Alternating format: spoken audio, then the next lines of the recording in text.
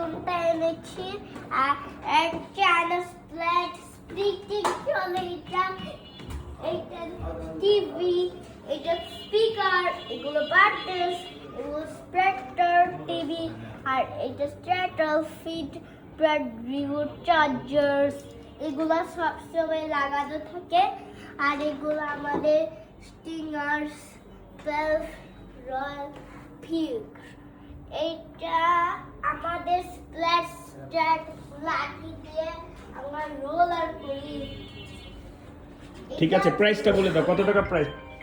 আর আমাদের টাকা হলো $100 মিলিয়ন ট্রেডমিল।